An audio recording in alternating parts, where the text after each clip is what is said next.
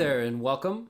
My name is Trent and this is Practice Makes Better Music. Today's lesson is going to be a song tutorial, as you may have gathered from the title, and it is a song called What's Going On by Marvin Gaye originally. This is the Donny Hathaway live version, which I really love. It's a great version of the tune, and it's a fun one to play if you're ever playing this with a band or anybody, because there's a few variations on the basic song, some rhythmic variations mainly, a couple of different chord changes that really add a lot to the arrangement. So if you're playing this live, this is a great version to go off of. I'm just going to play out the sheet music along with the track with me playing along, so you kind of see how it's going, see how I'm playing it, and see the chord pictures as it's going in the scrolling sheet music. And then I'm going to go into a description of some of the challenging parts that you may want to focus on. And then I'm going to roll it out again so that you can try playing along with it after I've talked through some of these elements. And I'm going to be talking about how to solo over mainly the last section, the interlude, where there's a couple of chord changes. And so without any further talk, I'm going to jump right into the play along. Brother,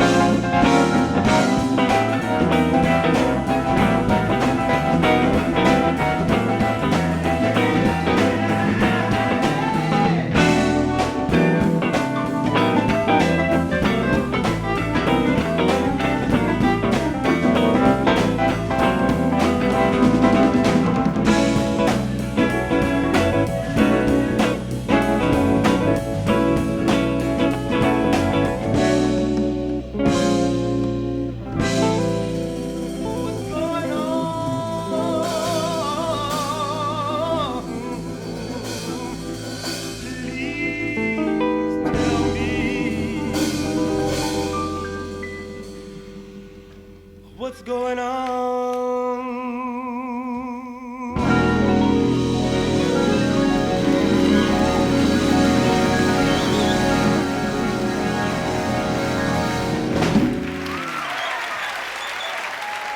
So there are a number of things that are different about this version than the Marvin Gaye version, and I'm just going to focus on each section of the song and just the little particular parts that can be challenging. So first we have a main rhythm that's going throughout the song. The band tends to hit on the end of 3 in a lot of different spots. So the first spot is where the band comes in after the keyboard introduction. So the keyboard introduction happens for 4 measures, and on the 4th measure the band comes in with a hit on the end of 3. So if I'm listening to the keyboard intro, I can count 1, 2, 3, 4, 2, 2, 3, 4, 3, 2, 3, 4, 4, 2, 3, and that's where the hit comes. This also happens in the verses when we're going to the pre-chorus. We're hitting on the end of 3, 2, 3, and this also happens in the 3rd verse. There's a hit that goes up on the end of 3. We'll talk about that in just a second, but this is a pervasive, important rhythm pattern that goes throughout this whole song. So again, it's the end of 3. So if I'm coming to the 4th bar of the intro, I count 1, 2, 3, and 4, and then we're into the main rhythmic pattern, which is the next thing I'm going to talk about. So this is a strumming pattern that uses some 16th notes and syncopation, and the voicing I'm doing is an E. I think of this as an E6-9, E major 6-9. I'm playing the 5th on top. This is B. This is F sharp, the 9 or the 2. This is the 6th C sharp, and this is the 3rd of E. And when I play all those notes over the E note, E bass note, then it's I think this is an E major 6-9, and this was as close as I could come to the exact voicing that the guitar player was playing. It was something really close to this, and this rhythm is a framework. You can modify it, make little adjustments as you go, as you're playing along with the song, but this is basically what I'm basing it off of. So I'm doing a slide in, so I'm going 1, 2, 1, 2, 3, 4. And the way I would count that, if I was going to count out every rhythmic subdivision there, I would go 1 E and a 2 E and a 3 E and a 4. 1 E and a 2 E and a 3 E and a 4.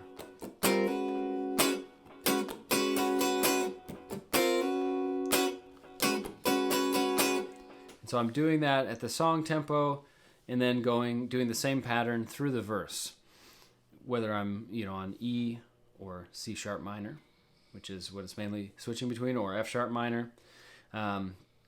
So the verse pattern, up to speed, 3, 4.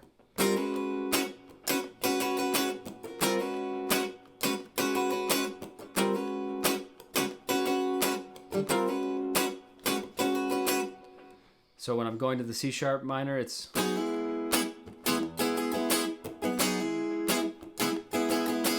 and I'm doing a hammer-on here.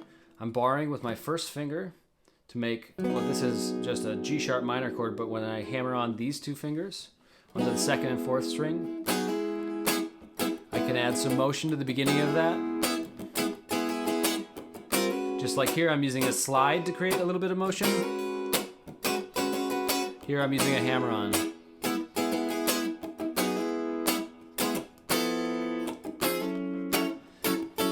Same pattern on F sharp minor, 7, then A over B.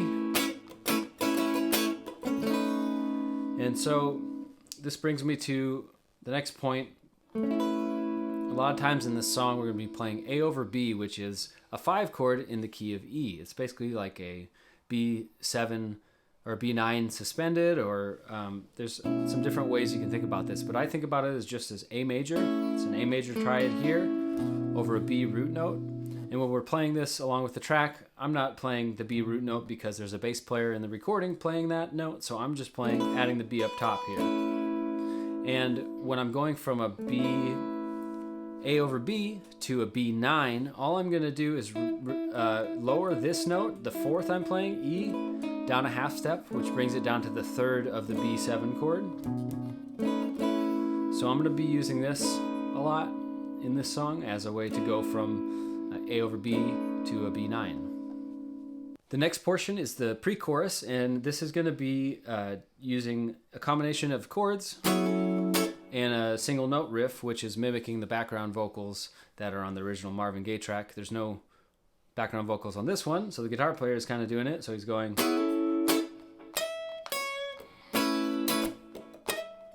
playing F sharp minor 7, and then from the 12th fret to the 9th fret of the first string, then I'm playing my A over B, always sliding in for that little added flavor, and then that happens 3 times total, and then we go to the next part, the chorus part. And here, it sounds like to me on the recording like there might be 2 guitar players, but I'm just kind of approximated what the main guitar part is. And in here, it's kind of a little hammer-on. I have my first finger barred at the 12th fret of the 1st and 2nd strings, which is just the 5 and 1 of E major. And then I'm just going to hit that and then hammer on the 2nd string, the 14th fret, which is the 6 of the E scale, and then back and do a quick up strum on the 12th fret again. And then I'm going to go to the little lead line here. Very simple little lead line mimicking again what the background vocals would be doing. And then C sharp minor, if I'm just playing 2 notes, this is my C sharp minor. So it's E, C sharp minor, E, C sharp minor. And then the last time they don't play that riff, it just kind of, the guitar player plays a little bit of a little melodic line and then goes to the interlude. And so the interlude has a couple of important parts to remember, and so and there's 2 different versions of it. It's basically like the song goes from the introduction to a verse, and then it repeats the verse, then it goes to a pre-chorus, and then a chorus, and then the interlude. And so I call that the first interlude. On the sheet music, it's D, letter D, and there's a D1 and a D2. A D2 later has a little bit of a different thing. I'll go over that in a second. But D1, or the first interlude, just hangs on A minor 9, and I'm playing this voicing, which is A minor 9, flat 7, flat 3, 5, and 9. It's also the same exact voicing as C major 7. So I'm playing this, and I'm just kind of doing strumming every 16th note, but kind of in a open way. So I'm not muting anything or really doing any hard stops. I'm just doing a little bit of accenting. Every once in a while doing a little hammer on, and then so there's that rhythm again, the and of 3 in the 4th bar of a little set of 4. So this is in the interlude, we're going on A minor, 2, 3, 4, 2, 2, 3, 4, 3, 2, 3, 4, 4, 2, 3, and 4. And that's a B minor 7. I'm just moving this shape up a whole step. It's just a triad shape, or I think about that as part of this chord, which is a common minor 7 chord that people play. So I'm going from A minor 9, hitting that B minor 7 on the end of 3, and then I'm going back to A minor 9. 4, 2, 2, 3, 4, 3, 2, 3, 4, and I'm not hitting any hit here because I'm going to the A over B. 1, 2, 3, 4, B9. 1, 2, 3, 4, back to B9, and then. So after that first interlude, then we're going back into the verse section.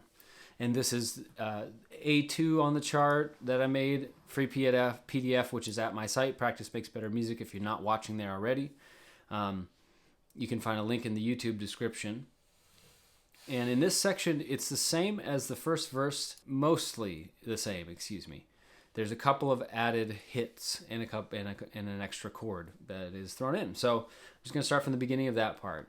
So what it's going to be is starting on the same chord, the E major 6/9. And this time, before the first time we go to the C sharp minor, we're going to play this chord. And I'm just playing this when I'm playing with the recording, but I'm hitting that low note just for context. This is a G sharp 7 altered chord, and an altered chord can be any number of variations of the different alterations. This one happens to be sharp 5, flat 9, and this is acting as a strong gravitational pull towards the C sharp minor, because G sharp is the 5 chord of C sharp, and in G sharp and C sharp minor, the 5 chord would often have a sharp 5 and a flat 9.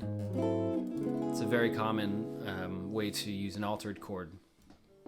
So I'm starting here on the E, so I'll count it out for you. 1, 2, 3, 4, 1, 2, beat 3. We hit that G sharp minor, or G sharp altered. We go back to the C sharp minor, and here we go. 3 and 4 and. I didn't count that quite right, but it's 3 and 4 E and a 1.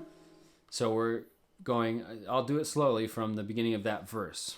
So 1, 2, 3, 4, 1, 2, 3, 4, 1, 2, 3, 4, 1, 2, 3, and 4 E and a 1, 2, 3, 4. And it continues with the verse. So these chords, I'm playing this voicing. This is an E 6/9. It's basically like the same voicing we were doing here, except I'm playing the E on bottom, and I'm not playing the B on top.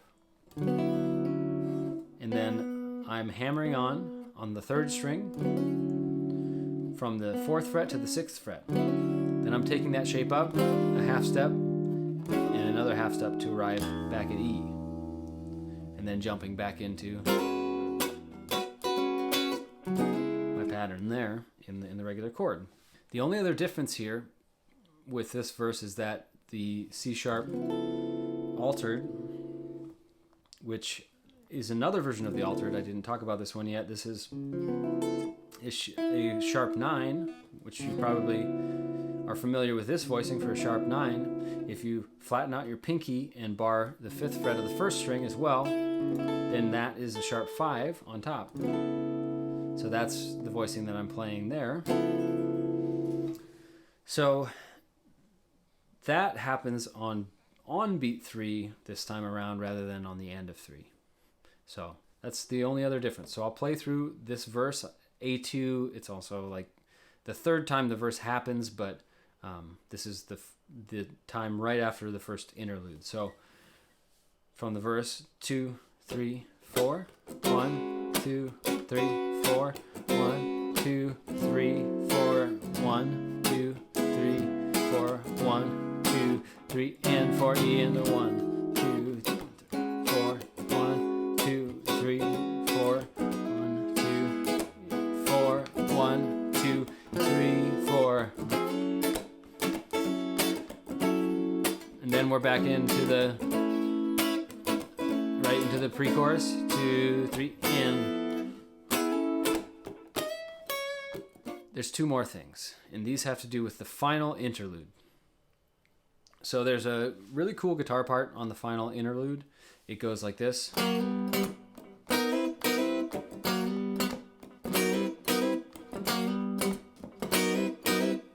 And what I'm doing, this is an A minor 9 chord that's being played.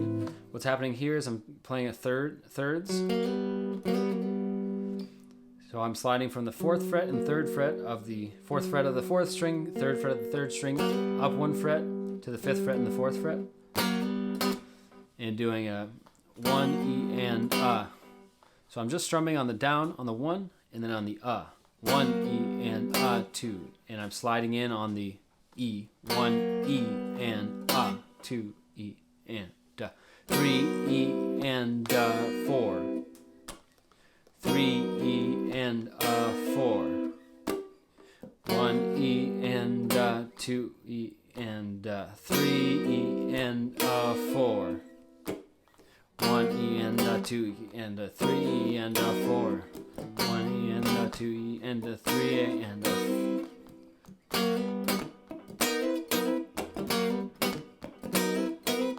So that's a pretty cool part. And so when you're playing that, you've got to hit the B minor on the end of 3 of the 4th measure like this. So if this is coming in after from the chorus,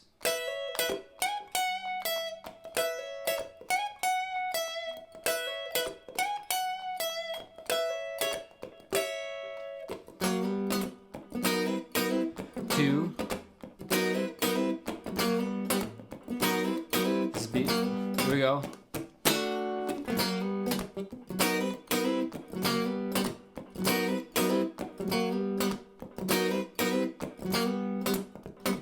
Now I'm going to the A over B, B9, A over B, and here's the last curveball. They do a really nice turnaround there, where they're playing B minor 9 to E9 to B flat minor 9 to E flat 9, then back in.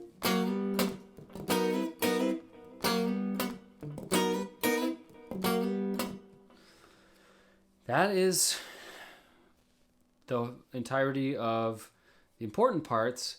So that last interlude happens 3 times. The last time, instead of doing this turnaround, they hit the B minor 9 and hold it, then to B flat minor 9 and hold it, and then hold the A minor 9 for a little bit. He does some vocal stuff, and then the band hits this chord, which is an F9 with a sharp 11 on top, and then goes to an E major, 6-9 with a sharp 11.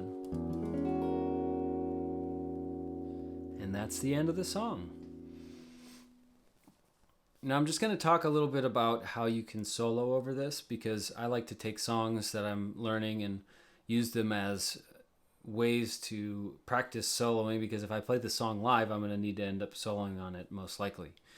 So the song is basically just in the key of E, and you can solo in the key of E over everything minus the interlude. The interlude changes keys. So I'm really just going to focus on the interlude, because if you know how to solo over an E major, progression, then you're good. You can play any number of your E major scales and stuff, and arpeggios and whatever tools that you have in the toolbox to play over one key.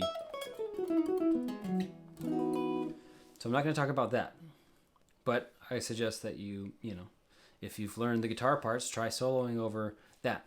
But the interlude is where it gets a little tricky. So it changes to an A minor 9, and A minor 9 is not in the key of E major. It's actually in the key of E minor, or in a number of other keys, but in this case, the way that it's voiced and the way that it happens, it really is kind of like acting like a 4 chord in the key of E minor. So we're kind of modulating here from E major to E minor. So if you're going to solo over this section, the interlude section, E minor scales sound really good over the A minor.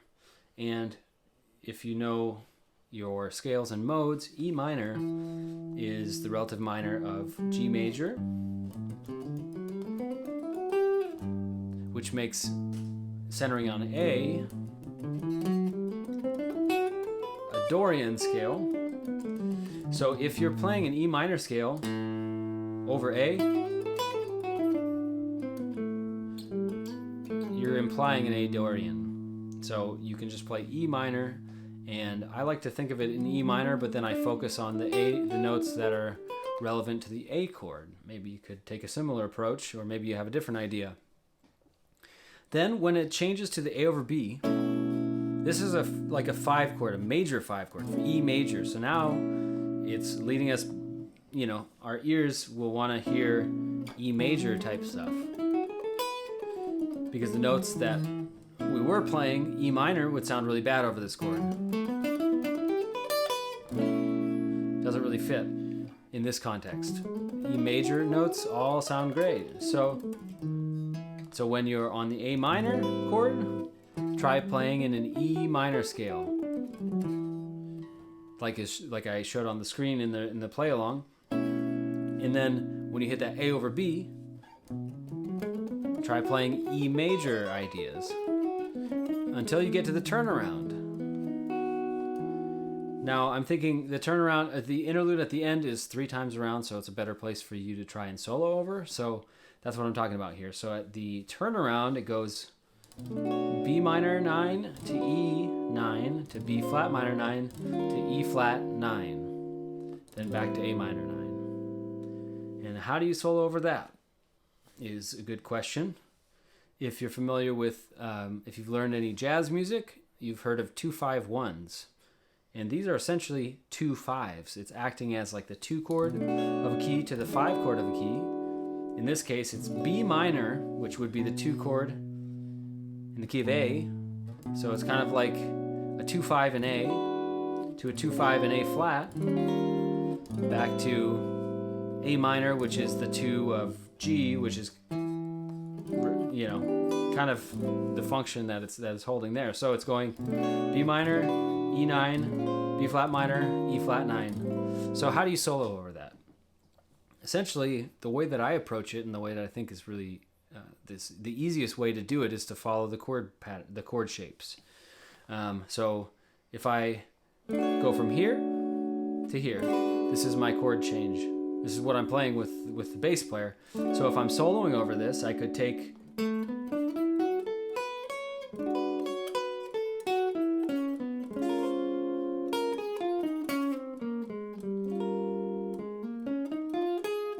so I'm using basically like a B minor scale, then a B flat minor scale, then back to the A minor. And these happen pretty quick, 2 beats, well 1 beat per chord, but you can stay in the same tonality or the same scale for 2 beats. So playing a descending line and then going down a half step to continue my line just in the next key down, and then on the beat again I just go down a half step. So I start a line, play it for 2 beats, and then I'm going down a half step till I get to that A. So I could go